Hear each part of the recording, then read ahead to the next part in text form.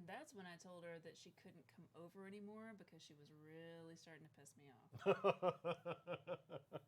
You're a card. I know. Oh, anyway. Hi, everyone. What did you say, Michael? Hi, everybody. Welcome to the RetroBlasting live stream. These are the hosts of the Dreamland podcast. We're the hosts of everything.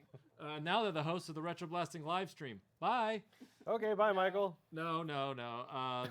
So introduce yourself. Hi, I'm Aaron. Hi, I'm Melinda, and I work here.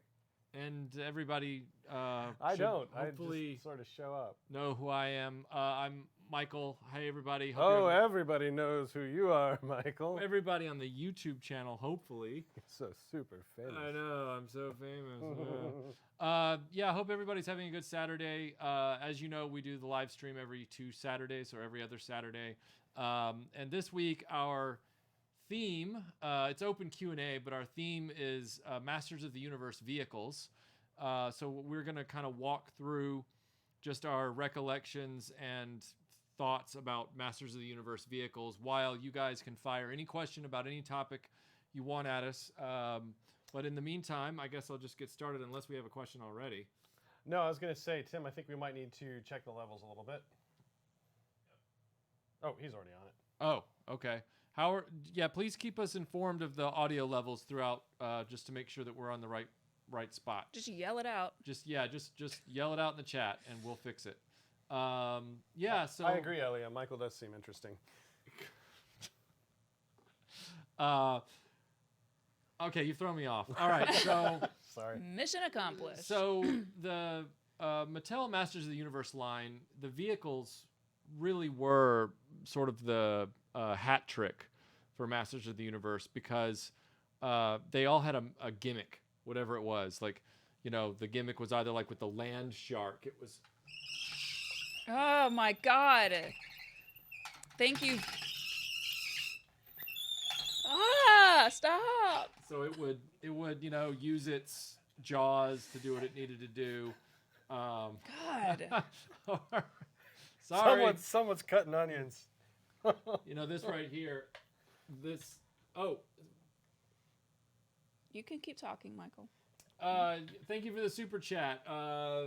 Someone's saying bunch of 80s kids who never grew up. I mean, I guess you could look at it that way. But it is also to just look back on this from a historical perspective. Mattel really was trying to innovate with the vehicles. They didn't innovate as much with the action figure molds. They would reuse the same legs, same arms. They just recolor them, give the action figure itself a little bit of a gimmick. But the vehicles, they each had a distinct gimmick. So like, while the Panther and Battle Cat were just remolds of a big gym tiger with new deco and saddles on them. Yeah, Panther's flocked. Things like the Road Ripper, this was like a ripcord bike. You would put a ripcord in the back of it and just boom, and then just send it across the kitchen floor. And I would play with those until I literally broke the ripcord off. Yeah. Yeah, exactly. The ripcord's teeth would just, fly off. My family hated me because I was always sending them like across the house, like little guided missiles. Yeah, and the crazy thing about it was that the vehicles were all so distinctive in their function. So, like for example, this is the Battle Ram, and it actually was 2 vehicles in one. You had this front part, and Beastman's going to take a dive, but you had this front part which you saw in the show all the time that they used to fly as a separate vehicle. It was this sort of like battle sled, flying jet ski looking thing. And then the back half was a catapult that shot rockets. Now, unfortunately, this is my childhood one, and I thought I could shoot marshmallows out of it, which didn't work real well. They all got gummed up. But this rocket would normally go firing out of the top of this thing. Tim, I think you're going to have to find a way to crank it a little bit. Okay. Now, the Roton, which you've probably seen my video about. Sorry, I'm messing up your excellent balancing job there. It's okay, I'll fix it. But now he's in the Thank you, Wesley, for the super chat. There we go. Wesley says, I just wanted to say the Too Many FAQ was a great watch. I love it. No Bashosaurus or Spydor? Question Oh, mark. no, we're going to talk about those. Those are two that I don't own because we didn't have them as kids, and I haven't really. The only vehicle from Masters of the Universe, or two vehicles that I've gotten since I was an adult collector, are the Road Ripper, and I never know what to call this thing. The cool one. I always want to call it the Bone Troller, but that's the thing from Filmation Ghostbusters. So this guy, I have this guy, thanks to your friend Shelby. I have Bone this one. Wagon's pretty awesome. The Bone Wagon. Get that as a. But yeah, Spydor was a major one that I never had, but that was because it was so big that it was, it just didn't make our Christmas wish list. And then Bashosaurus, which is the other missing one from this lineup, that's the one that Lou Scheimer... Battle Bones, thank you. That's the one. This is Battle Bones. Also like Bone Wagon. Bashosaurus, that's the one that Ballbuster. Infamously Lou Scheimer said they were going to call like the Ballbuster, and he saw the demo of it at Mattel and said, I'm never putting that in the animated series, and he never did. And that's the one that kind of looks like a dinosaur that has the big rock on an arm, and when you move it, the rock comes down. So, yeah. It's fine. But what's odd about this is that sturdy table though. Demon dogs. The vehicles themselves that are mechanical vehicles from the series, they seem to put a lot of engineering into them. But all of the beasts, like the cats and the horses, they're all just rigid. Like they don't move. Like Stridor over there, he does not move at all. And his legs don't move. I mean, he's just a sculpture.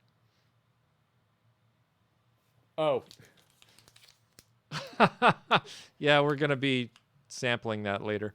Just in case I get hungry, I got that right there. I would say, especially with this thing felted, if it did move more than that, you would probably not have this in as pristine condition as you have it today. Yeah, that's true. It would wear out pretty quickly. That's true. But they had these really over-engineered gimmicks. So, like the attack track, for example. I'll grab it from the front of the table. Wow, an early get up and leave.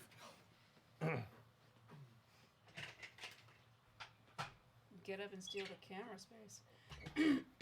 That's okay. He's pretty. Got to give myself a demo area. Oh, let me move the bounty. Hey, thanks. Eat more 40-year-old candy. So that was a one-time. The attack track, it had this really unique way of moving the wheels. They would, and that was battery operated. And so once you had batteries in this thing and you sent it across the kitchen table. How was that thing at climbing rocks? I'm sure it was pretty good because it had these rubber bands that, allowed it to grip. But it was really innovative. I don't think I ever had one of these that ran on the batteries still. Yeah. Yeah, that one I fixed a few years ago. It still runs on batteries. I just didn't put any in for this because it just rolled right off the table. But they put a lot of thought into how these worked.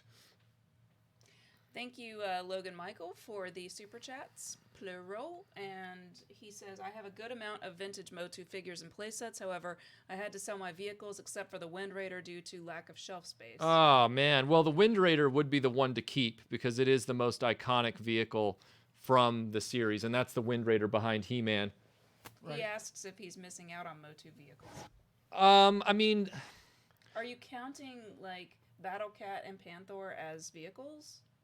I don't know. You mean, is he asking if I'm missing out or if he's saying, is he, because he had to get rid of them? Is he missing out? No. The figures, like so many toy lines of the 80s, the figures are where it's at. The vehicles are nice to haves. I think the essential vehicles for Masters of the Universe, if you have to collect Masters of the Universe vehicles or you want the iconic vehicles, would be Battle Cat, the Attack Track, maybe the Battle Ram, and the Wind Raider. And if you have the Wind Raider, you're already set because the Wind Raider is one of the more fragile vehicles in the line. I'll grab it here. The Wind Raider has these wings on it, and the wings are on these terrible fragile pegs, and they snap off. There's something kind of Nausicaa about that. Yeah, you could call them Simon pegs. But they snap off at a moment's notice. I had to go find vintage replacements that were intact, and they weren't cheap because both of ours had broken off in childhood. So if you have an intact Wind Raider, I think you're set. And a Battle Cat too. Because the attack track, it all depends on what your preferred mythology is. Do you like the toy line mythology with the mini comics, or do you like the Filmation cartoon? If you like the Filmation cartoon, then the attack track doesn't do very much for you, because the attack track in the cartoon was this minivan looking thing with the same wheel system, the same track system, but this is just like a one-person roadster right here. So it's kind of like Masters of the Universe A-Team. Yeah, pretty much. How do you feel that the attack track wasn't like the cartoon? This one right here? Well, the attack track in the cartoon was a big blue rectangular box that carried like four or six people. And it had a big turret on the top, like a gun turret and everything. So the spatial piece inside that thing was never... Yes. Yeah, it was kind of like a TARDIS. Like it was... How does the plastic hold up on the toys? The plastic on Mattel Masters of the Universe vehicles is pretty solid. A lot of them were built like bricks. I mean, there are parts of them that can break, but for the most part, like, for example, the wings on the Wind Raider, the wings on Point Dread, they can be pretty flimsy. You don't want to break those slot tabs off. But everything else is pretty much a brick. I mean, the only problem with some of them is because they're battery operated, like the attack track or Spydor or the Dragon Walker over on the far left. If the batteries corrode or the motor wears out or a mechanism breaks, you might lose the functionality of that vehicle. Michael. Yes. Scott, first of all, thank you, Scott, for the super chat. He asked, speaking of air raiders as tall as you are, was that Spitfire cockpit really cramped? It made for a really cool video regardless. There will be a bigger video about the Spitfire, Scott. That's actually going to be coming up next in the video lineup. But no, as a matter of fact, I was pleasantly surprised to find that there was plenty of room for me. The Spitfire seat actually has a raise and lower lever, and you start out with the seat at its lowest point, and then before you take off, you raise it and you kind of lift yourself up in the canopy. So no, they just took that out like Magnum PI so that you could fit, basically. Well, no, I think it's original to the plane, because all pilots were different heights. Right. But no, I had no problem fitting in the cockpit of the Spitfire. It wasn't cramped at all. I just like the image of them flying the Spitfire with you with like your head poking out the side. You just needed to stick that out. Yeah, there. with my scarf going. So did it have like a really distinctive smell? I imagine that those cockpits smell very much of oil and leather. Yeah, my sense of smell's not good, but it did smell like a vintage environment, it smelled like rivets and that's what I was hoping for. Yeah, the faint smell of glycol and all that kind of stuff. And bravery, yeah. Thank you for the super chat, Logan, again. And Logan wants to know, Michael, do you have any interest in a Wonder Bread He-Man? I'm back. Welcome back. Thank you. Yeah, I do have interest in Wonder Bread He-Man because he's such an enigma. I would love to eventually see one in person, and I mean, I've seen them in person at toy shows, but I've never asked to inspect them. So these were like the other mail-aways where you had to collect things and send them off. Yeah, and like the Wonder Bread He-Man's this enigma because he's He-Man, right? But he's got dark brown hair, no bandolier, and he came with like one or two chintzy weapons, and that's it. Like, and he's got black boots on. So was he like an early concept? That's what they think. Okay. They think he was like, some people say, he was a Conan prototype before they lost the license. And they rolled with that, with the darker hair. Mattel denies it though. And they, I think we talk about this too in our He-Man Filmation Dragon Con panel that we did. So if you want to hear more information about that, I did a ton of research for that. So. Right. Thank you, Echo Base Network, for the super chat. He says, I think the skeleton thing on the right, that was a figure carrier, right? My memory is terrible. I loved this toy line as a kid. Yeah, yes. Those little things kind of bracket around their waist. Yes. These little things, I don't know how well they would hold up today. I probably wouldn't test them too much. Yeah, but you're supposed to clip the figures into each one of these, and then you can carry it with this carry handle right here. And then you could, take them on a trip. And I guess this was supposed to be like an accessory holder in the front. to keep all their weapons. It was a neat idea, but ultimately That would be funny, just looking out your window like, oh, honey, what's for lunch today? And this kid goes by with a skeleton full of figures. Yeah. Jeremy Krieg wants to know how you clean your action figures. Very carefully. Warm water. Warm water. You know what? I'll be right back. Oh, boy. Hey, Aaron. So what are you sipping on over there? Actually, it's hot tea. Still hot. It's still hot. This thing is like, I don't know. It's amazing. All right, so do you want to do this now? Sure, we might as well. When I walked into the kitchen earlier, she just took a giant swig out of that tea container and was just said, hot. Like, oh my God. I could have let it fall out of my mouth. Ooh, it's dark chocolate. I thought for some. Pretty fun. It's already in 2 pieces. Oh my God, though. Okay, so this is a Bounty bar. I don't think they have these here in the States, but I mean they do because we bought it here. I don't know how we got one. But Michael says they're pretty common in England, and it looks like a, what is that? Like a Mounds, but with regular milk chocolate. And we're eating a Bounty bar. It just dawned on us that we needed to try a Bounty bar. I like that. So do I need to do that with this? Dawn soap, soft bristled toothbrush, warm water. Here, I go for it. Bounty, it says on the bottom. It's got little palm trees stamped in the bottom. That's really cute. Mm-hmm. All right, since you said you promised me this doesn't have any coconut in it. Yeah. So. Oh. So, yeah, no coconut at all.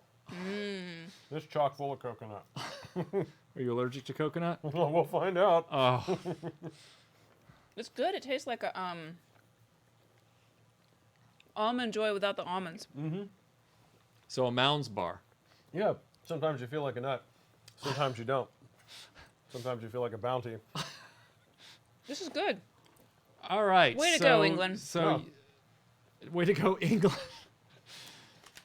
Well done. I'm the completely fire of candy bars. I'm completely thrown off at this point. MST3K. People keep talking about MST3K. Demon Dogs. And I'm not sure what you're talking about. Demon Dogs. Demon Dogs is Thundar. I know, but I'm just not sure what people are referring to. So clearly that's not an episode. It's probably a Joel episode. Not that I don't like Joel. I just haven't seen his stuff as many times as the Mike episodes that came on while I was actively watching it while it was still on TV. So anyway. Oh, Canada also has Bounty bars. Nice job, Canada. You just keep having better candy than us. Mm-hmm. We'll go there and get candy. Okay, you talk, Michael. Okay, so anyway, I was very unfamiliar with the later Masters of the Universe vehicles because my brother was the one in our family that was really into Masters of the Universe. And I decided to just look up, because past Spidor and Bashosaurus and this lineup, I wasn't familiar with a lot of the vehicles. So I went looking and I found something called the Blaster Hawk, which was like this flying bird-looking airplane that was later in the line that shot discs from a spring-loaded trigger mechanism. I miss those disc guns. I was just thinking about that the other day. You can't really find, or maybe I just not looking. No, you're right. They don't sell them. And then I got in a lot of trouble with disc guns. Yeah, and then there was a Hordak. I don't know if it was a vehicle or a giant beast called the Monsteroid, which I found. That was odd, but it was like a twirling spider-like thing, which I wasn't familiar with either. I think it's interesting that thank you JSS for the super chat. Yeah, thank you so much. Appreciate it. There were 2 questions here. One was, what is the next topic on a Dreamland podcast? And Aaron, do you want to tell them what the next topic is? Yes, it is one Michael Dundee. We're going to be Crocodile Dundee. Sticking everybody. with our theme of Michaels, we're going to be talking about Crocodile Dundee next. So stay tuned.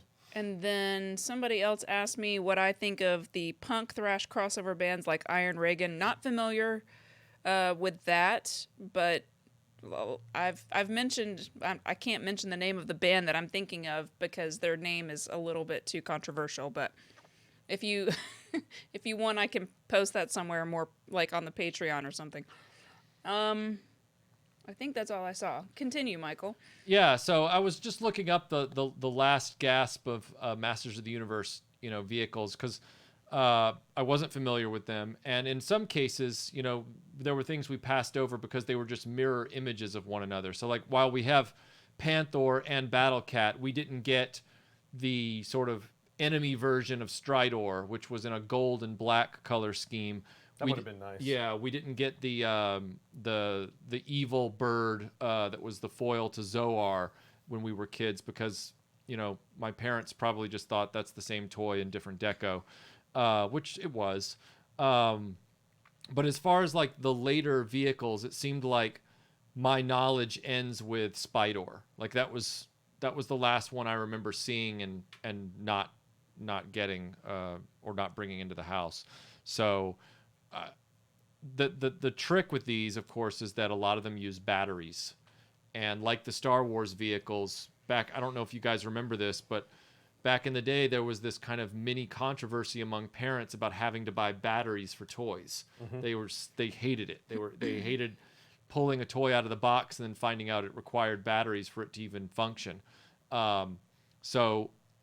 Yeah, wasn't there something around that led to the batteries not included having to be prominently displayed on the box, because I think initially it wasn't clear that it wasn't going to operate like it said on the commercial until you put some batteries in it. Yeah, exactly. To this day, I still want rechargeable batteries to work better, and they never quite lived up to their promise. They haven't.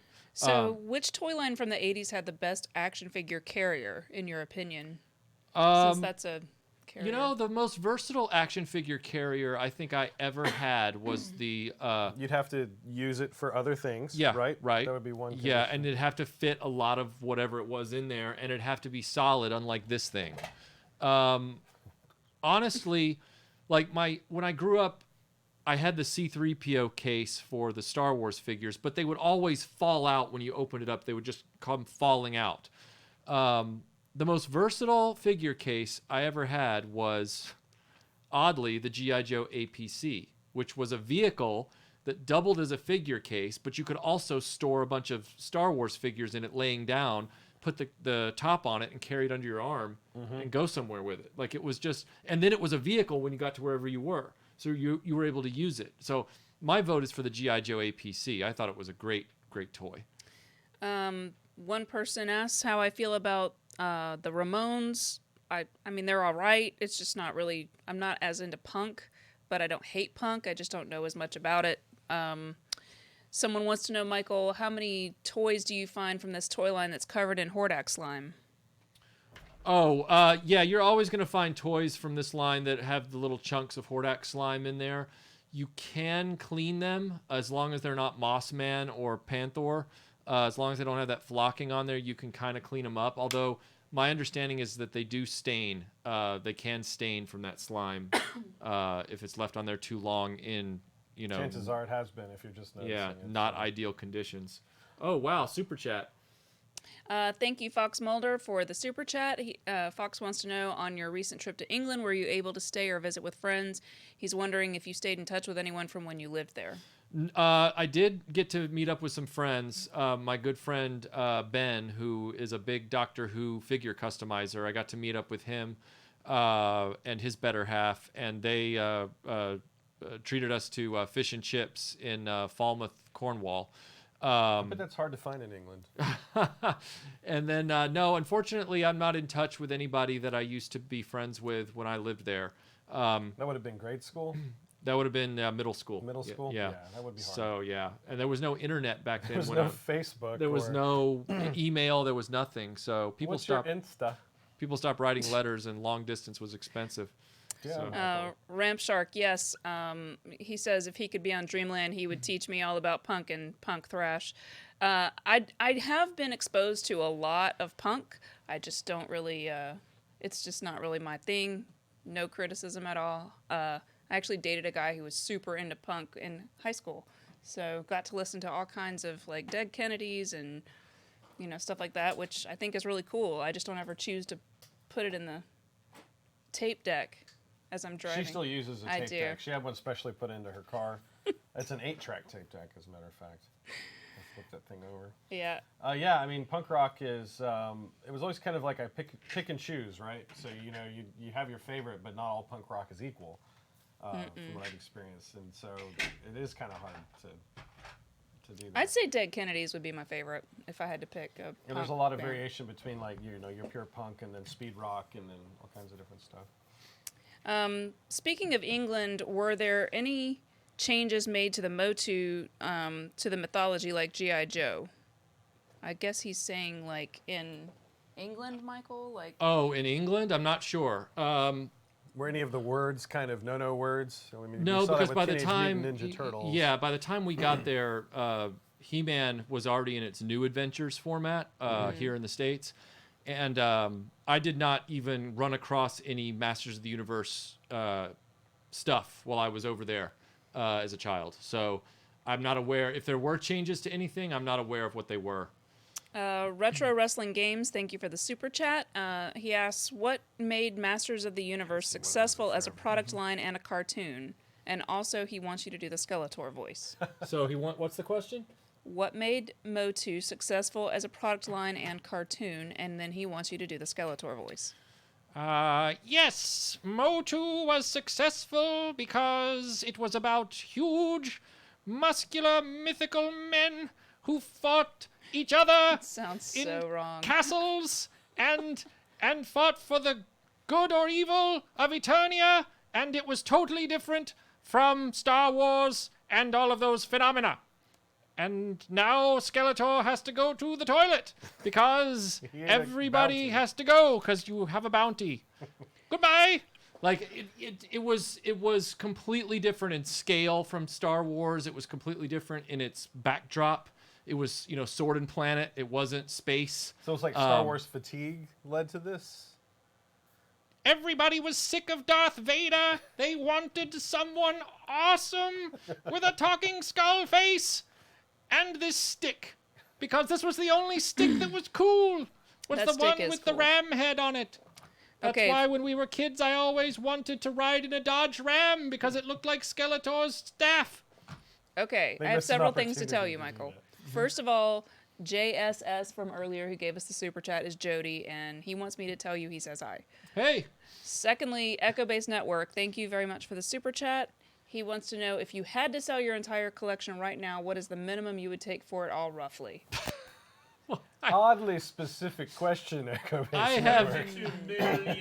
$2 million. I have no way of knowing what I would need to take for this collection at this point. Melinda, do you have any idea on yourself what one would take for this? I mean, what we should sell this for if we wanted to? That is a very difficult question to answer. I think I would just insist on doing what we've been talking about doing for about 8 years now, which is doing a full inventory of everything we have and sort of getting a better estimation, because, you know, we have a lot of things that are not even displayed here that are in bins and things like that, and it's just like we have some stuff that's upstairs, and what do you count as the collection? Like, is it just the toys, or is it, you know, props and weapons and DeLoreans, and, you know, at what point? No, I'm just saying, like, at what point does the line end? So it's difficult to answer that. Kind of like a museum, you also have a sort of seasonal thing here. So it kind of depends on what's being worked on right now. Yeah. And what Michael's currently obsessed with, what ends up being front and center. Well, I on the think what shelf. he's implying is if we just decided to pack it up today and just whole liquidate what, you know, and I'm And going. you know that Michael's not getting rid of some of it, so there's Yeah, I always mean, gonna be there's that. stuff I would never get rid of. I mean, you know, this right here is one of the few Masters of the Universe figures that was mine, was my childhood Skeletor. I wouldn't get rid of him. Yeah, I was thinking it's probably greater than the sum of its parts. Yeah. The collection is. Yeah. This is all making me sad. Thank you, Salvador, very much for the generous super chat. Sal, Michael, he wants to know, he says he's contributing to that toy fund and says regardless of what happens in January, he'll support the channel any way he can. And he'll send another email regarding his donation of Marvel Legends. Well, first of all, Sal, sorry, I just had to grab something for this demo I'm going to do. First of all, Sal, thank you so much for the support. It is a little weird out there right now on YouTube. We don't know what to expect come January 1st. So we're all just trying to keep going day by day like there's nothing changing, and hope that nothing does change, and hope that we just go right on through the new year and everything's fine. And thank you so much for contacting me about those Marvel Legends. I know we've traded a few messages back and forth, so I'll send you that short list here after the live stream, and you'll have that, and maybe we can move forward. And thank you to everybody who's joined Patreon recently. Oh yeah, we've gotten a lot of patrons recently, which is, it's always very encouraging. We have a very active Patreon. I make sure that I put material on there multiple times a week for all the different levels. So thank you everybody who's supporting the channel. Any other questions so far? Or yes. Okay. If Mask comes back with a TV show and toy line, would you want it to be a racing show, adventure action, or a Mad Max style of show? Not racing. I don't think racing makes for a good cartoon. I want it to be a private investigator thing, like every other one of those types of vehicle shows is. Private investigation? Like they're investigate. Well, like I mean, Pole Position was they were like investigating. Scooby-Doo was not a racing show, but I think wasn't Speed Racer solving some sort of like mystery of the week type of thing. Yeah, and it was always around the race that they were. They had the race, but the race was just tangential to the plot. My vote's for Mad Max. That just sounds awesome. Do you have toy insurance? We do have insurance for the collection to cover that.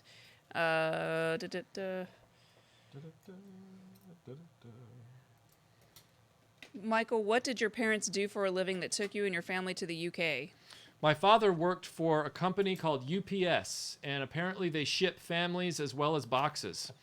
And so they shipped us over there. Wow. No, really. They shipped us over there because my father had to work on international expansion for them back then. Back then they weren't actually as prolific in foreign markets as they are now. So that's why we were over there. Yep.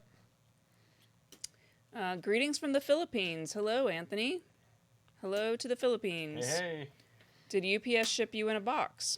I almost No, they put us on an airplane. They put us on an airplane. Sorry, I'm just fighting with this dragon walker.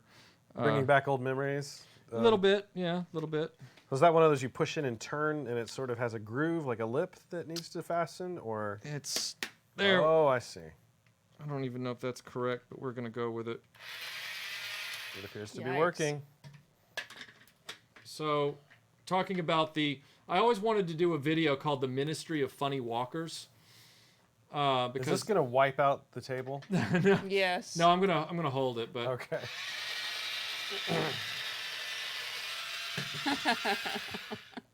Fail.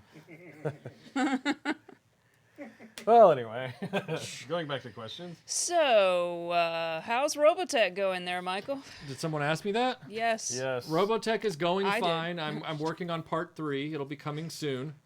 Coming soon to a YouTube channel near you. And you're covering part 3, the third movie? Yeah. Okay.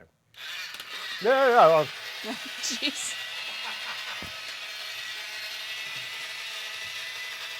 That's terrifying.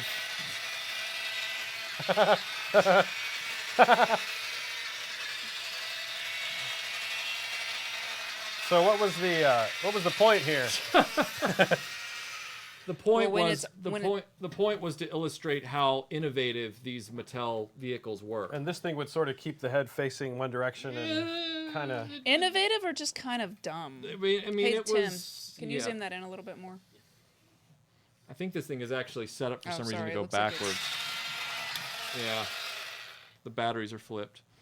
But anyway, I just wanted to show off how, these things, they put some thought into them. They tried to really make them clever. They didn't always work. That is pretty one of a kind. Yeah, they didn't work in practice as well very much, but I mean they. He wants you to put it on the floor and do it, but it's just kind of hard to. Right here. Yeah, oh, okay. Sure. We're gonna do this. We're gonna go into the floor cam. All right, you guys talk for a second, and I'll get this set up for the floor. I agree 100%. That's a very good point. I know. Enjoy that as well. I'm very important. Ramp Sharks here says that he wishes UPS could ship him to Australia. They can't ship a sail barge, so why a person? There we go. Greetings from Dover, UK. Is is your original Thundercats video ever going to be re-released? Oh, that's a tough one. No, I'll answer that. Okay. Go ahead. Do your thing. You just listen to the sound of my voice. You're getting very sleepy. Just like retro ASMR. So yeah, and we're not going to be able to release the original video as it was because we got copyright strikes on it. So we have it on Patreon. We have it on Patreon, but we don't have it available for everyone to see. But we are going to be doing a new Thundercats video at some point in the future. So there we go. Now, Melinda, we're seeing this on time delay. I know, it's weird. Oh. Isn't it dumb? How do you think your cast would react to this? It doesn't really walk straight. See how it just kind of It's going right turns? for the light. Bromp. So it kind of goes in a little circle. It defends a perimeter.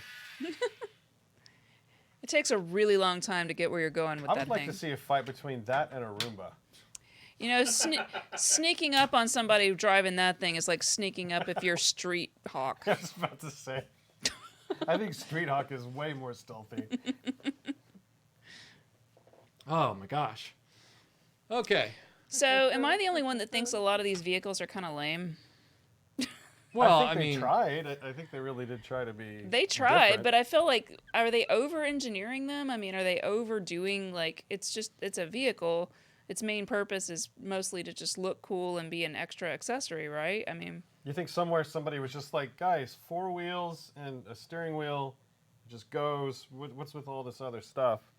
I mean, Land Speeder is pretty, like, sleek and streamlined and easy. It doesn't have a lot of breakable parts. It's spaced looking, you know. I mean, I think even some of the simpler ones like this, I think it's really neat that this has a, you know, as you move it, you know, the rotor goes around. I think they're kind of cool. That thing is kind of a war crime. Yeah, the Black & Decker Roton. I see what you mean there, Bob. So, hey, someone says I'm not the only one. Cool. Carl Nemsa, thank you very much for the super chat. Carl wants to know how big your Kylie Minogue figure collection is, Michael.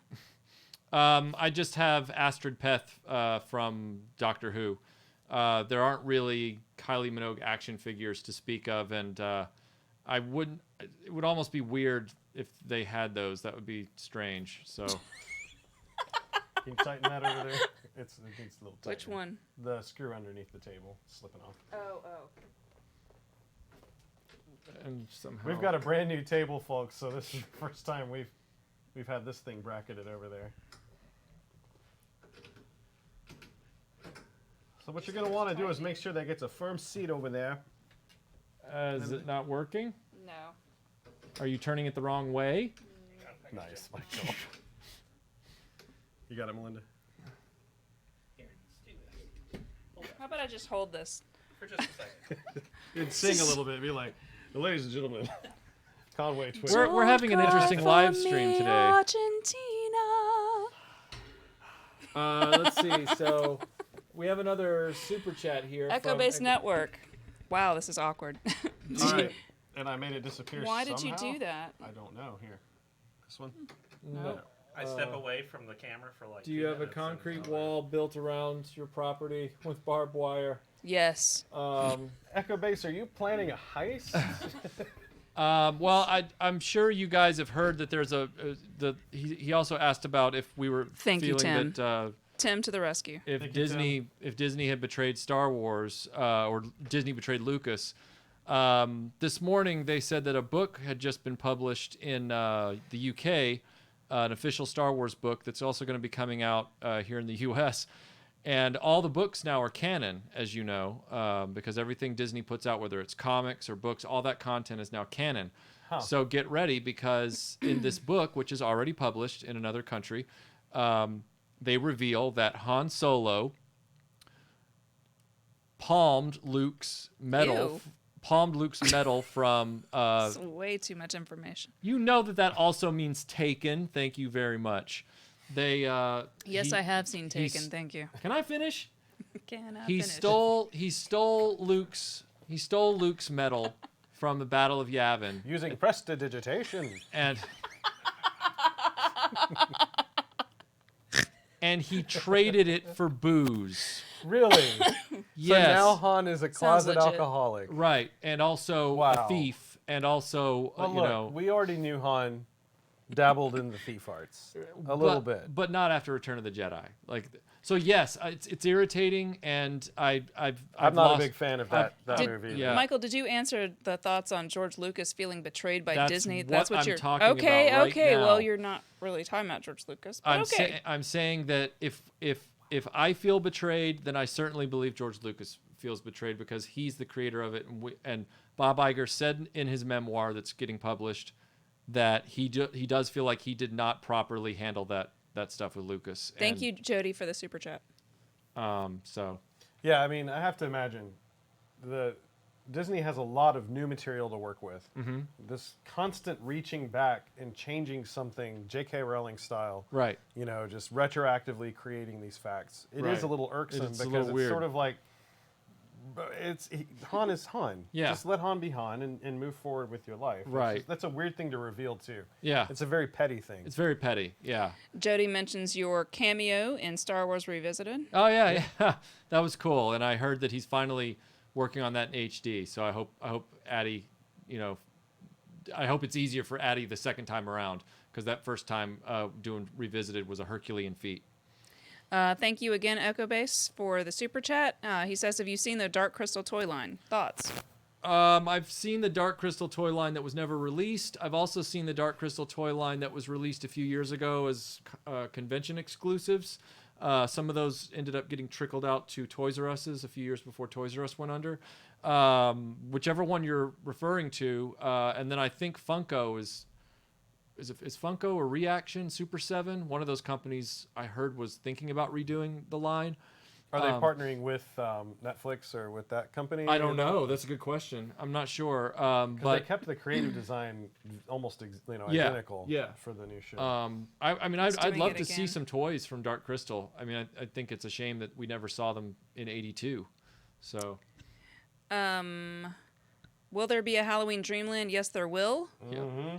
We're not telling you what it's about, but it will be. Yeah, and the next live stream is also going to be all about 80s Halloweens. So we're going to be talking about Doubling down on Halloween. 80s Halloween memories then too. So be Then here we'll give it 2 another Saturdays try. from now for that. We're losing it again. It hates me.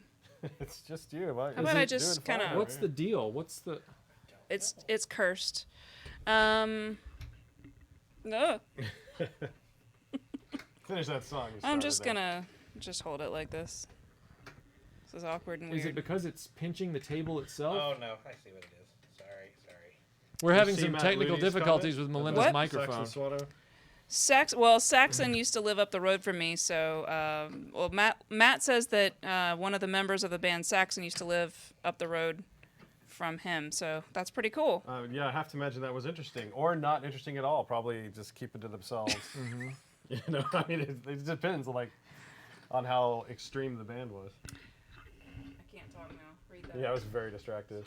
When RetroBlasting live stream ends, can Michael punch the camera and overlay it with text stating Lou Scheimer, executive producer? Would be a good homage to MOTU. We're all wildly interested in Get it more in the microphone. cantilever Right? Is it actually warping the table? We're going to figure it out after the live stream. Okay, Nathan, thank you for the super chat. Skeletor and Melinda prefer vehicles where there's nothing here. Do you still have plans to do a Point Dread review?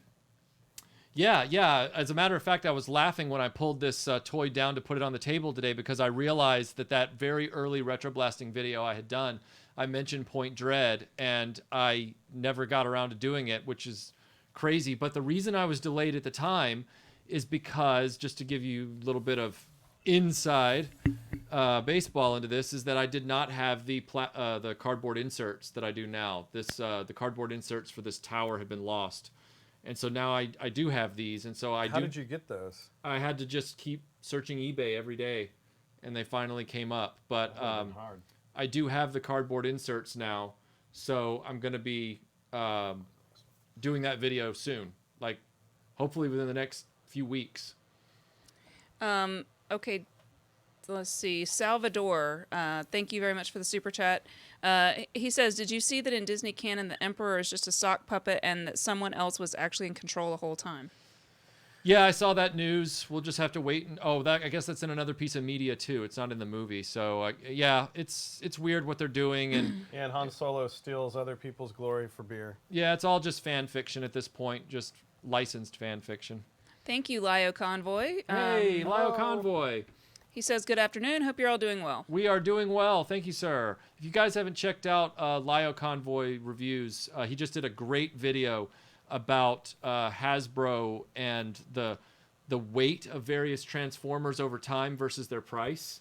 It's really fascinating. He literally puts the Transformers on a scale. Data is beautiful. Data is awesome. And he was showing like it cost this much, but it only weighed this, whereas one from the past was like a pound more, but it was like a third less price. And so do you find out which Transformer is worth more per ounce? Well, I think he's just talking about whatever price point they retail it for. Yeah. He's not really looking at current secondhand value.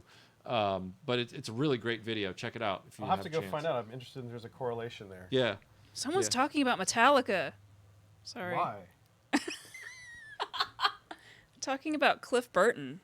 I don't know. I didn't see the first part of that conversation. Not long after the anniversary of his passing. So. Thank you, Aaron. You're welcome. Weird things to know.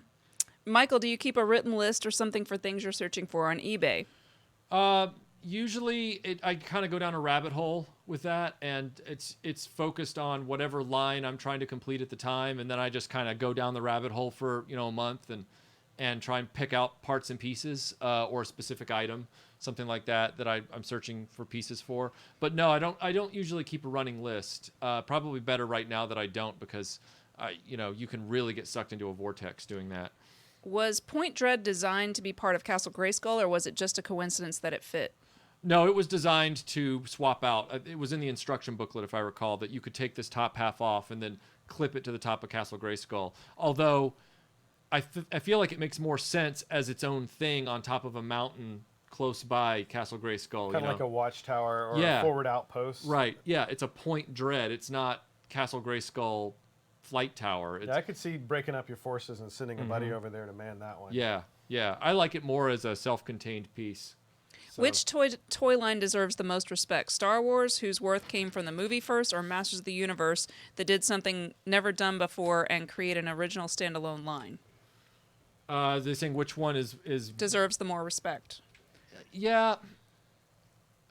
Good question. That's a tough one. It is a tough question. I would almost argue that Star Wars itself kind of borrowed from a lot of places to create something. Yeah, but and He-Man kind of did too. Yeah. When you're looking at the Star Wars toy line, though, they were the first ones to really do action figures well at that scale, to make them small and affordable, and then they really set the trend, and for all of the rest of the toy action figure market, right, Michael? I mean, but look at the accessories guys got. It's not just the fact that they were coming off of a movie, although you can't look at it in isolation, but it's the way that they decided to implement that, which was not previously done. So Masters of the Universe, kind of was riding on those waves.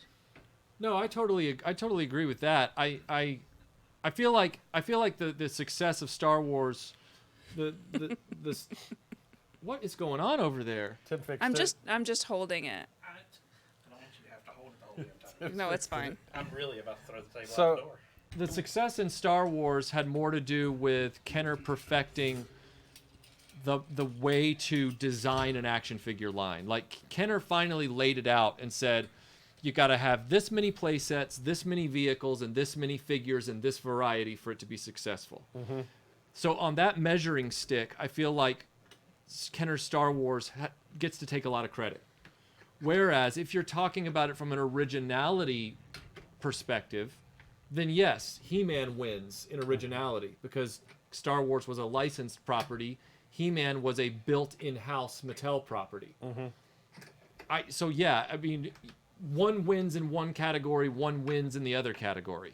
Yeah, I see Star Wars with lots of stormtroopers and lots of generic sort of figures. With He-Man, I see a lot of stars. Right. A lot of like concentrating a lot of effort into one figure. Right. And then you just have to look at the accessories that come with it, the swords and the staves. Right. I mean, you don't really get that. Star Wars has like a little dinky lightsaber or something. Right, exactly. So the figures were amazing, but the weapons were kind of troublesome at times. Microphone stand update is going well, I see. We're just gonna let it go.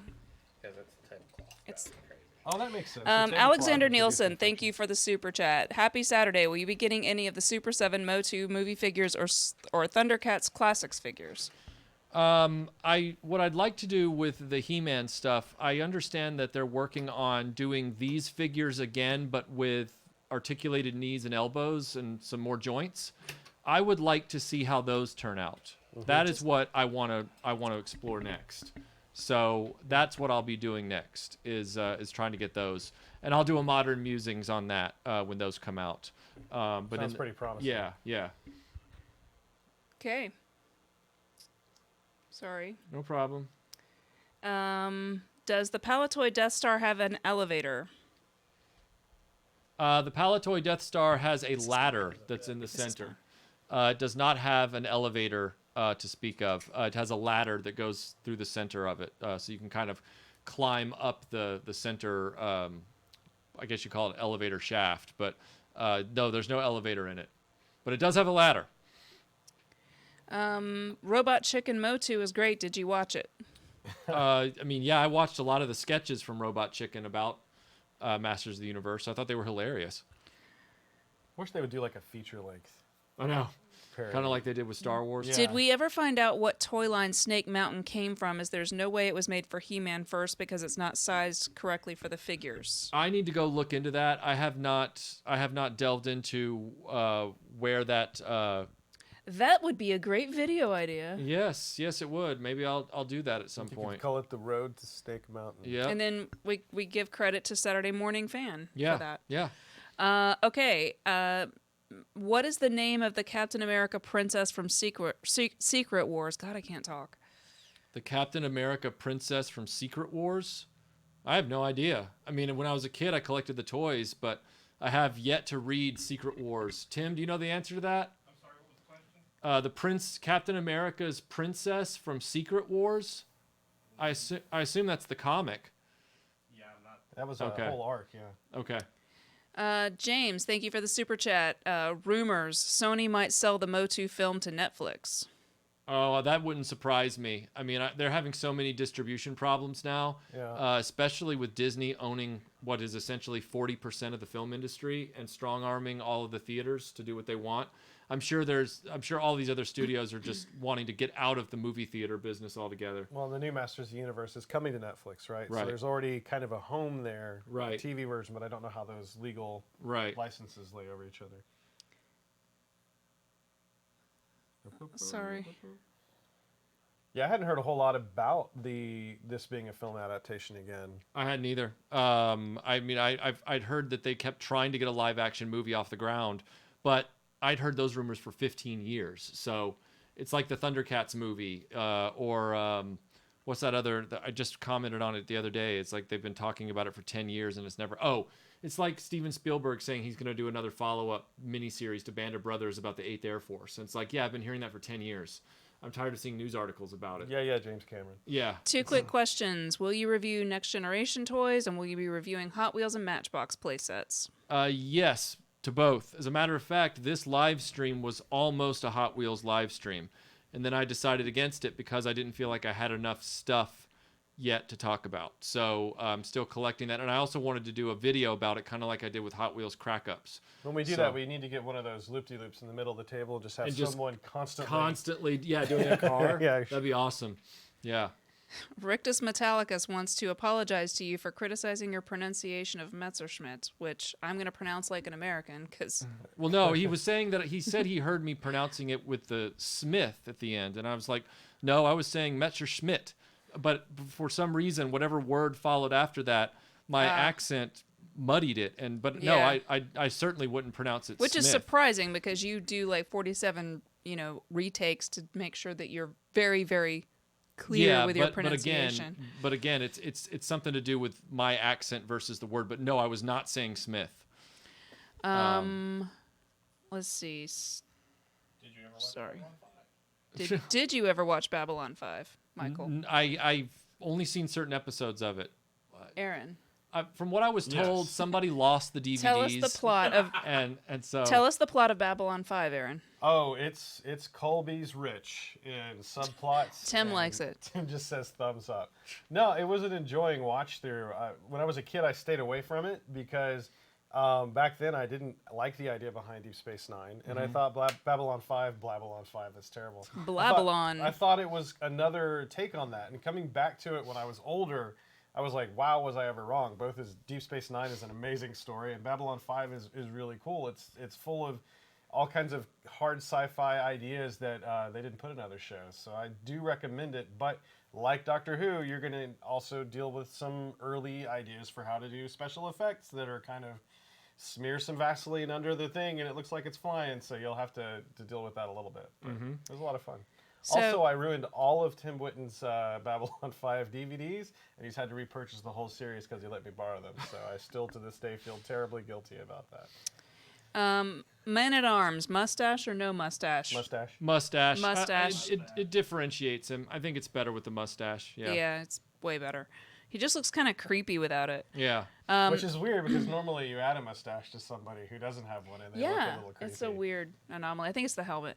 Anyway, this person says, Aaron, maybe it's the tan lines. What would you think of a reissue of the Ghostbusters Filmation line? So, those crazy guys right there. It would be interesting to see. Once again, there's an opportunity to add some articulation to these toys, but artistically they look a lot like the cartoon figures. I'd be interested. Yeah, same. I mean, I can't add anything to that. Yeah. Only 47 retakes? That's all?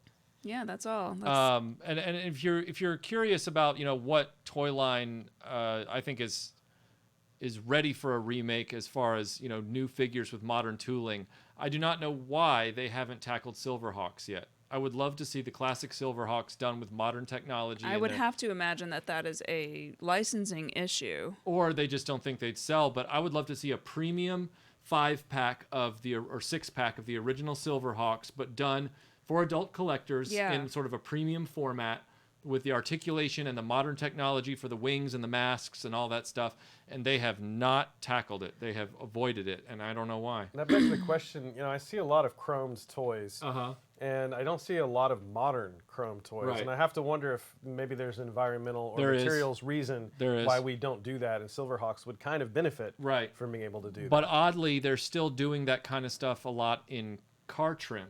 Yeah. So the chrome, the plastic, the vac metallization of chrome is still a thing, but they're getting out of it in on the big a larger scale for cars, yeah. but in toy companies. I mean, maybe it's toxic also for humans to interact with. I mean, but that would be one guess I'd have for why they haven't done that. Also, the licensing thing's probably a big deal. Right. James Harrelson says, have you guys read the DC MOTU comics? Thumbs up. I have read some of the DC MOTU comics. I believe they were licensed under the... Was that Star Comics, or am I thinking of the Marvel? I might be thinking of Marvel. Yeah, I'm probably thinking of Marvel Star Comics. DC did He-Man, but I feel like Star Comics also did He-Man at some point. I could be wrong. But yeah, I've read some of those comics. It's been a long time. It's been several decades. I'm going to start clearing the table to get ready for the mystery box. Wait, before you do that, thank you for the super chat. Is it, you say that, Jaros? Jitsu. No, Jaros Garrett. Oh. I would say Jaros Garrett. Okay. Was Jitsu the most racially offensive character? I think Hot Wing was the most racially offensive character. That's Silverhawks. He's talking about Masters of the Universe. He doesn't say that. Oh, he just says the most racially offensive character. So. I mean, Jitsu was pretty bad in hindsight. I mean, yeah. But if we never got Jitsu, we never would have gotten Ninjor. So selfishly, I'm kind of glad that we got Jitsu because then they were able to make a Ninjor character, which was awesome. What do we? Let's see. Love Aaron's shirt. It's how I feel most of the time. What do we think is under what Orko's face looks like? Several people are having that conversation. Orko's face? Mm-hmm. Good question. Someone says he looks like a Jawa. Maybe he is. Maybe he's a flying Jawa. They just brought him over. There's a little crossover from Star Wars. Yeah. Star did He-Man for 3 issues. The new 52 run is what was being referred to. Thank you, Leo Convoy. Not sure what that means, but maybe you do, Michael. It says Star did it for 3 issues. New 52 run is what was being referred to. Oh, okay. Yeah, I didn't read the new 52 run. And Silverhawks hasn't been done due to lack of interest, steep licensing fees, and the inability to do vac metal now. Yeah, yeah, that's probably true. Although so we were all right. Although they've gotten around the vac metal, as lame as it is, they just do matte silver. You know, they could do matte colors for that if they wanted to. But yeah, the vac metal would be nice. When are you doing Starcom toys? I want to do Starcom in conjunction with Yojo Outlet because Kyle over at Yojo has a massive complete Starcom collection, and he said I could film at his place to do that. So what's so funny? Christian says Orko looks like Tom Selleck. That would be amazing. All right, he so hides as a little person. We have 2 mystery boxes for this live stream. The first was sent to us all the way from Australia from Analog Toys. But was it really, or are you just making this up? Yeah, Tony's not I don't real. know. Sounds a little shady to me, Michael. Analog Toys isn't real. I made it up. All right, so let's see what's in said box. I love all you Australians and your amazing candy. Tim Tams. It's the second time today. Michael's just out Tim of nowhere Tams. said, Tim Tams. Oh, wow. Oh, whoa, whoa, whoa. I already see stuff Michael's going to like. Dear RetroBlasting, thank you for all your great videos. I know Michael is a World War II history buff, and if memory serves me correctly, Melinda gave him a boxed Action Man Escape from Colditz set for Christmas. I did. Well, I had a few Action Man spares in my rummage box, so I thought I'd send them your way so they could perhaps bolster your Escape from Colditz collection.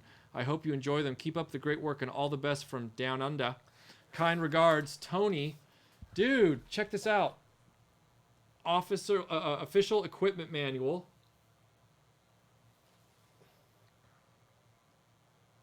A place called Arnhem. This is about Operation Market Garden. So this would be about the defense of Oosterbeek and all that kind of stuff. So like historical backstory for it? I guess so. Yeah. Man, this is back when toys were toys. I know, they actually right? told you. Oh, it's a comic. It's actually a comic. Oh man. This is one Looks of like he had quite a great fall. Yeah. Legs are sticking out. Now people are saying Orko looks like Brad Pitt under the hat. Look at this. This would be one of the gods from the Colditz.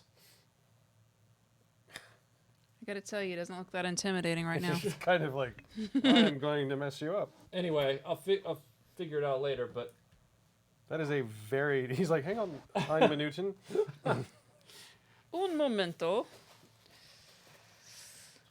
Echo Base Network, thank you for the super chat. He wants to know if you have any visionaries and your thoughts on that line. Rucksack. That's awesome. I do have visionaries. I have all the basic figures for visionaries. I believe I have a pilot. I don't have any of the vehicles yet, though. Whoa. Isn't that them This right is down ridiculously detailed. Here, see what's in there. Is there a mess kit in here? Like, with the pot and the plate? There's some MREs in there. Meals ready to eat. Speaking of Australia and sweets, the we gas got mask. Masters of the... way. Never mind. Check it out. He's in battle dress. It's a British officer, and he's got his jacket and his Mark 7 gas mask bag. Like, there is a cooking kit. And he's got his coat. Look at that. Hello, Jerry.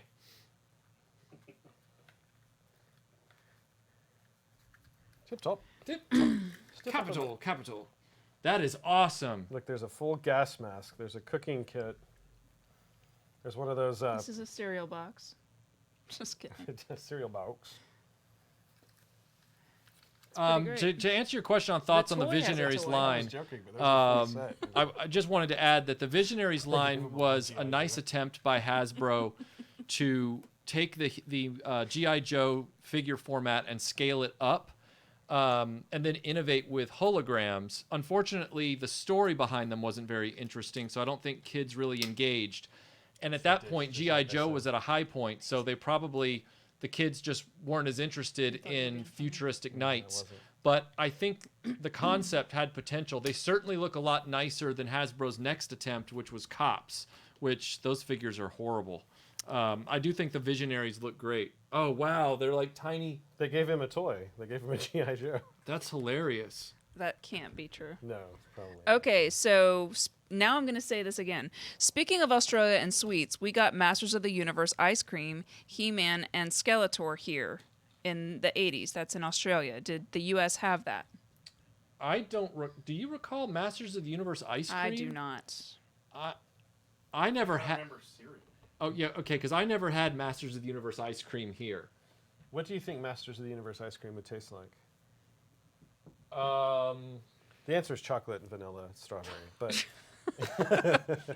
maybe there was like a green yellow striped one called Battle Cat flavor. Maybe that's it was messed up, dude. Oh, Tim, the live stream went down. Live stream went down. we may still be there where you can hear us. Yeah. We have a monitor over here that disappeared, so we're double checking. It says it's up. Okay, it's Yep, fine. We're good. It's fine. Is it back? Yep. Yeah, it never left us. Okay. Now there's Truth is, it never left us. Wow. Ramp Shark, thank you for the super chat. He says, I'm a huge horror film nerd. What's your take on 80s B cult classics like Silent Night, Deadly Night, Night of the Demons, and Chopping Mall? I've seen all of those, and I love those. Those are great, especially in this month of October. It's a good time to pull out your old cheesy 80s B movies. I'm going to watch Cobra back to back. Cobra? Yeah. I think Chopping Mall would be better. I just got to tell Yeah. I just got to tell Tony, thank you so much for sending me these. This is incredible. I'm going to be taking photographs of this with the Colditz set for you very soon. Just unbelievable. I know. Look at the stock even. Yeah, unfolds. the detail that went into them is just amazing. Now we have. Oh, thank you. We have one more. James Bond. Yeah, we have one more box to open. Thundercats crisps. I'm learning about all this food from all over the world. We've actually been looking at what we could eat next time we get on the live stream. Ninja Turtle ice cream. Ew. And World WWE, then WWF ice cream. Bozo the Clown ice cream. MOTU jelly sweets. Clowns scare me. Creepy clown, scary. How much does Melinda enjoy the film Nighthawks? I'd give it like a 6.5 to 7 out of 10. Pretty good. Whoa! All right, I'm gonna put this on the ground. I'll put it on the table, so you can just leave it right there. Which is it, Michael? Ground or table? Someone had. This is from Jody. He sent us the entire. You should, Tim, turn the camera. He's gonna Oh. bring it up. Oh. Hi, Aaron. Hi. We're on camera. I know, isn't that fun? It's cool. I'm a So- big Sent fan us of the that. entire Thunderbirds Matchbox. Oh my playset. God! Wow. Whoa. It's electronic. I wanna. cool. I wanna live there. It walks. I mean, look at that. Jody, What is thank you that? so much. It's something that for those die-cast vehicles, they interact with it. So like that one, number 3, number 2, they have their launch bays. Yeah, but then there's like a hidden launch, like a secret. Yeah. they have a launch pad. swimming pool. Yeah. Yeah. You know what that house looks like? It It's looks Look like at that. It's like it looks Pripyat. like the place where the helicopter from that TV show lives now. It does. That was in our panel on Although vehicles. I like that better. Yeah, this is pretty amazing. This is, dude, Jody and Tony, I don't even know what to say at this point. I am blown away by the generosity and the surprise here. Just unbelievable. And Wow. and you know, That's amazing. a lot of Britishness on the table today. Action Man, Thunderbirds. This is my kind of day. This is my kind of day. I'm very excited. Very pleased. I'm very excited. I want you to get right down there, check it out, and get back to me. No. Check it out. Get back to me. No, Peter, you're coming with us on this one. Do toy cars really need a playset? Yeah, I Yes. think they do when it comes to Thunderbirds. Yeah, they absolutely That's what do. AJ Blake said. I'm just reading the question. I think they do when it comes to, like Hot Wheels having their Stow and Go City and How do cars swim? Very carefully. With Rust-Oleum. Like a James Bond car. da da da da. Have you seen the 2015 reboot of Thunderbirds called Thunderbirds Are Go? I have not seen that yet. No, I've heard about it, but I haven't seen it. Fox Mulder, thank you for the super chat. He says, if during research for a retro toy video, you stumbled upon a vast conspiracy that reaches into the lives of every man, woman, and child on the planet, would you keep digging or know when to quit? I would keep digging because Keep the truth digging. is out there. The truth is out there. And I want to believe in the truth. I do too. Me too. Remember Mr. Bones? A candy skeleton that came in a plastic coffin? Yes, I do remember Mr. Bones. I do remember that. I do. I Yep. want that again. Yep. For me. Yep, I do remember that. Things are popping up so fast. It's like, Blam. I need to start doing stand-up? Huh. That's not what anybody agree wants with to you. see. Very funny. I'm hilarious. Here's the link, to the original ice cream commercial for He-Man from Australia. We'll I have to check it will out. have to check that out. That sounds awesome. That would be interesting for sure. As a policy, we don't follow links on live streams. but- Cars and little swim trunks sold separately. We had unlicensed Rambo cheese curls, which Unlicensed Rambo cheese curls. That just sounds. which came with shifty. cheapo free toys based on the cartoon. It had toy tanks, guns, knives, and figures. That is the most amazing thing I've ever heard, especially the fact that it's unlicensed. It is funny. Unregulated in any way. They were We just don't like know little what green chemicals. Army Man, stuff like little green Army Man things. Fun Dip. I love Fun Dip. That's still a thing. My girls love that stuff. And This- we all still agree that the sticks you get are not that great. Jody line. says, I love the Blue Peter Tracy Island. Not sure what that means, but The Blue Peter, Tracy Island. Michael, do you know what that means? Sound familiar? I know that Blue Peter is a children's television show on British TV that's been around for decades, but So Tracy Island is probably a set piece from Blue Peter. maybe. Or Michael, have you checked out any of the this is Tracy Island. Mm-hmm. Yeah. Have you checked out any of the Mega Constructs MOTU toys? I have a few of the figs and may pick up the Wind Raider. Mega Constructs MOTU toys. Yeah, I'm familiar with them. The I Wind have Raider not. as a Constructs toy. Yeah, Sounds amazing. I haven't picked those up. I haven't really seen them in stores, quite honestly. I guess I've missed out on them unless they're just more online. Fun Dip. Echo Base, thank you for the super chat. Did you have Bone Age toys? Thoughts on them? I remember the name Bone Age, but I didn't have any of the toys growing up. Apparently, Blue Peter made a Tracy Island out of card. Oh, wow. Okay. It looks like card or paper. Well, I have mache. to believe that I believe these Thunderbirds are from the Matchbox series is from the 90s, I believe, and it's based on the retro television show. So I have to believe there was merchandise back then as well. I just haven't looked into it. Kind of looks like Goldfinger's house. Though. Yeah. Have you guys seen the Prince Valiant cartoon series from the early 90s? The voice actor of Skeletor did the voice of Merlin. Yeah, I actually have that whole DVD set. I started watching it one time, and Melinda was like, "What are you watching?" I'm like, "Prince Valiant, duh." But I want to do a whole video series about Prince Valiant, but I just Is that the one that was like, it feels like something that your youth group would want you to watch? That's what you said, but I said no. It's not like that. It's not like that. It feels like it's just, I don't know. There's some. I liked it. Mhm. But it's just, anyway. I haven't seen it. Have you got any Steve Irwin toys? I had Steve Irwin and his While wife. we're on the Australia Jag. I had Steve Irwin and I had his wife Tracy and I had Bindi, their dog, from the Crocodile Hunter line when I was in college. And then I still had them with their packages and everything, and I sold them to fund my DeLorean purchase. So they were one of the things that I sold. But I did have them. I did enjoy, them a lot, and they were really cool, but I don't have them anymore. What happened to the R2-D2 resto? The R2-D2 resto is happening.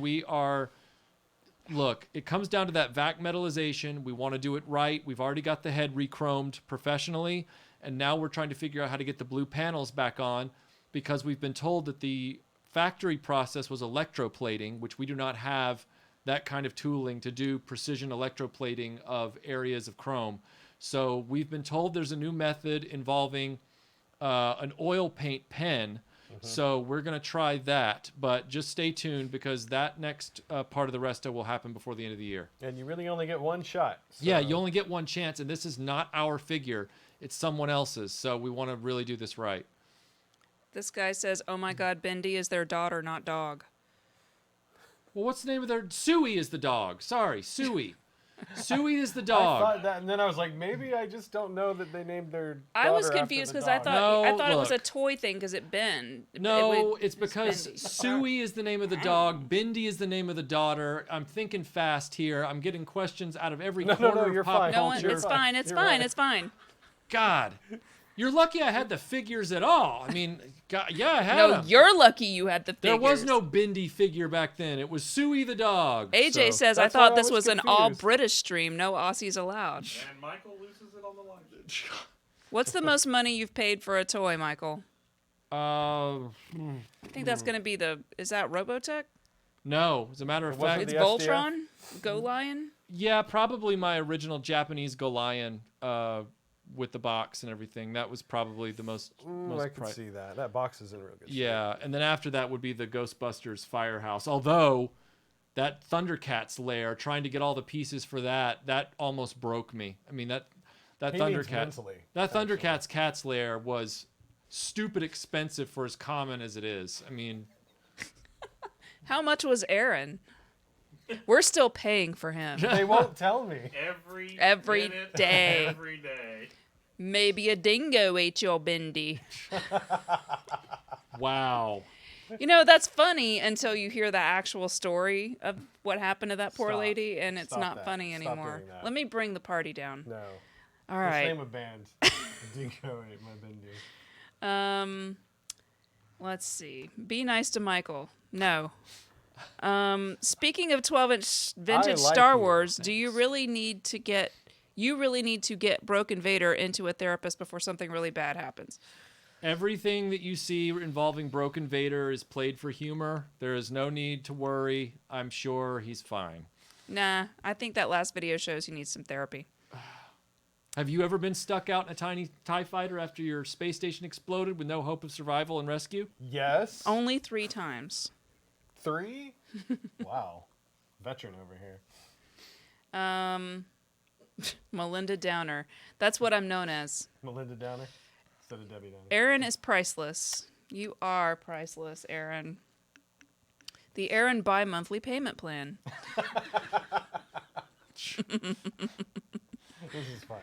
Terradrome restoration. Terradrome is happening as soon as the Defiant is done. You know, I like it. If you guys can just call things out, don't actually I don't want sentences, just words. Just throw out names of things and we'll just riff on that. The Terradrome is happening as soon as the Defiant gets done. I have all the parts needed and the stickers. It's just the Terradrome involves a more chemically intensive restoration process.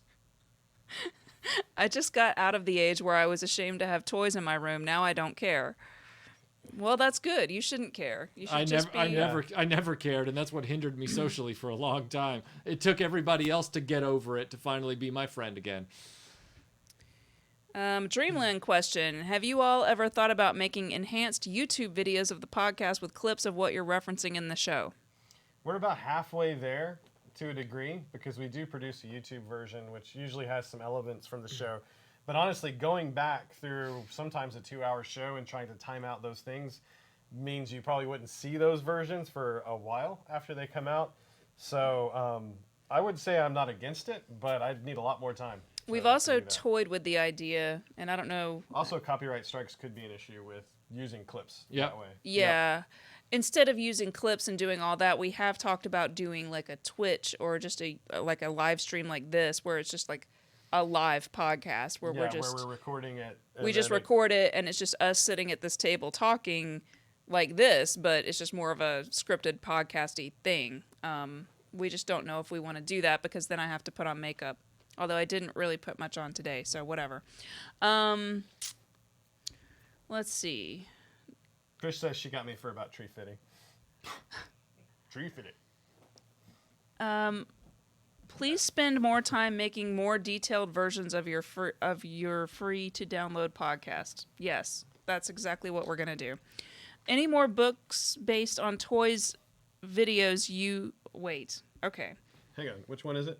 Any more books based on toys, videos like your He-Man books videos? I guess he's asking for more videos on books based on toys. Yeah, at some point I was Yes. going to do a video It's about hard. the Star Wars storybooks from the time that were kind of like the He-Man ones. I would like to do more of those. The He-Man one was just, it was easy to get into quickly because I already had a number of the books, all the way back to childhood, and then a number of extras that I'd acquired. So I have to get a good stack of them of another toy line like G.I. Joe or Transformers. Like Transformers would be a key one that I'd love to do, and I will at some point. Michael, do you have a favorite food? That would be a cheese sandwich. A good hand meal. I really like. I do really like a good pizza. I do. Yeah. He does love pizza. I do love a good pizza. It is hard to find. He likes fish and chips when he's in good England pizza, too. though. Yeah, I love. and a Mr. Whippy. I love do fish enjoy. and chips, and I love Mr. Whippy ice cream. Yep, a good Mr. Whippy ice cream cone. Dreamland question: will you plan to bring the podcast to iHeartRadio like you did for Spotify? Sure. Yeah, it's just a matter of finding the process, right? Finding the application. It's usually not very tricky to get through that. Yeah, I listen to all of my podcasts that I listen to on, like, through Apple, iTunes. It's not iTunes anymore, but whatever. So I'm just not as familiar with every single of the bazillion different networks that you can put your stuff on. But yeah, I definitely don't have a problem with that. I'll look into that. Yeah, I haven't done it on iHeart. I have to say, I do like Spotify's interface for podcasts. Yeah, no, it seems like it's good. Would you do a TV series like The Toys That Made Us about your collection? I mean, I that's kind of what RetroBlasting already is talking about, my collection in chunks, depending on what toy or what toy line I'm devoting a video to.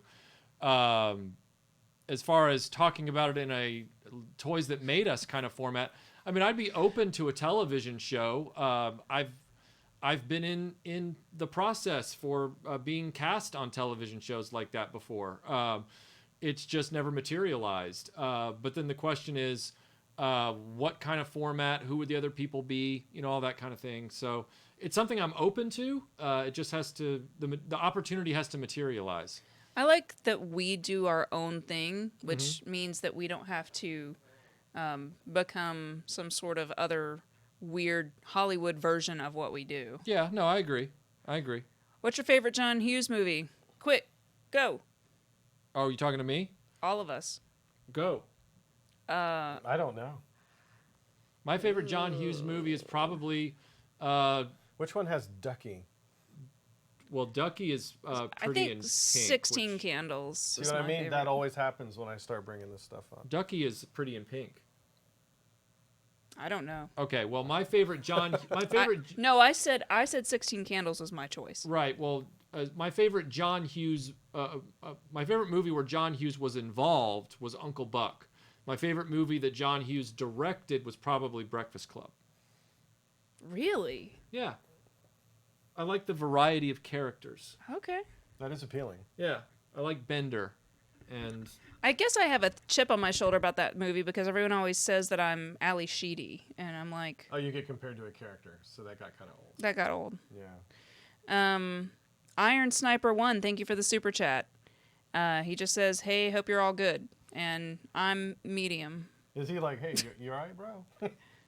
Y'all doing all right in there? You okay? Michael, not counting since you were a child, how long have you been seriously collecting? Well, I started buying Star Wars figures off my friends in middle school. So that could technically count. So I've been collecting since 1991. Yeah. With my resources being very different across those years. My allowance money was that originally, and then I finally got a job in high school and kept collecting. So yeah, since 1991. If we were a Hollywood version, who would you cast to play yourself? Everybody tells me I'm supposed to get Diego Luna to play me, so I guess I would get Diego Luna. I couldn't cast myself. I don't know. I have no idea. You tell me. Yeah, y'all let us know who you'd like to see playing us, and we'll reach out to their. I don't know actors' names, so that's a hard one for me. I've been told by Tim that we're past the hour, and I guess I know it does not seem long enough. It doesn't doesn't seem like enough time. Yeah, but we'll be back 2 Saturdays from now, so not next Saturday, but the next Saturday, to talk about.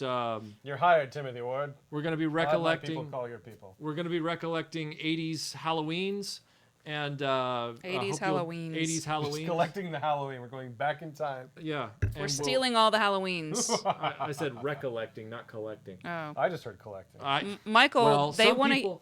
Some people think I say Messerschmitt. Well, I don't. True. Michael, they want to hear your Spanish accent since Diego Luna is going to be This should portraying be you. No, you know what? I don't do a Spanish accent. He does so many, but Spanish is just not one that It's just not one. I like how he's kind of giving you a funny look over there. Well, you know, he's. Amy Adams. Do we think Amy Sure. Adams is going to play me? Michael, what do you think of that? I mean, if she can get a little more attitude, yeah. She's a little vanilla, I think. Yeah. I'm kind of thinking, and I can't for some reason think of her name right now, but the lady that I always wanted to play Wonder Woman. Oh, Gina Carano. Yeah, I want Gina Carano to play me, and then she could just beat the crap out of everybody. But yeah, we'll be back. We'll be back 2 Saturdays on the live stream. Molly Ringwald. I've got a number of videos coming out between now and the next 2 weeks, so you'll see those drop. Wednesday, Adams. If you want to get the videos early, of course, there's always the Patreon. They drop earlier on Patreon than they do on YouTube because I have to stagger them out on YouTube. But yeah, guys, thanks for joining us on the live stream today. I know it was a little weird because we got a new table and everything, and microphones are falling down. We'll figure that out on the next one. I'm really working my upper arm strength here, holding up this microphone. That's pretty great. Yeah. Do we have one? Echo Base Network. Thank you again for the super chat. He says, "Did you, or do you still have the '90s Star Wars toy line?" I did. I had so much of it and could not even give it away when I tried to sell it all. Yeah, I sold those back right before Revenge of the Sith came out because interest in the new stuff was higher and interest in vintage had waned a little bit. So I got rid of those a long time ago. I still have a few bits left, like the Han and Solo Tauntaun sets and a few pieces here and there, but I got rid of a lot of that stuff. Yeah, I don't have much of it left. One last question. Star Wars Resistance, yay or nay? Nay. Star Wars Resistance has already been canceled. I mean, there's nothing in that established aesthetic for me to want to see. I mean, I'm not interested in sorta kinda X-Wings with sorta kinda X-Wing pilots with Resistance, not Rebellion characters. That whole extended universe that Disney's created doesn't make sense to me. So, barring Rogue One, I'm not really. It's starting to feel kind of Kelvin. Yeah, it's feeling Kelvin from Star Trek. Mm-hmm. Yeah. And then the last thing I'm going to say to you is, "Are you my mummy?" Oh. That was a really creepy episode. All right, everyone. We will see you guys on the next live stream. Was that Jack Harkness's debut? I don't know. You'll see me on the next video coming out soon, and them on the next Dreamland. And we'll see you in 2 weeks. We'll see you in 2 weeks, guys. Bye. Bye. See you then.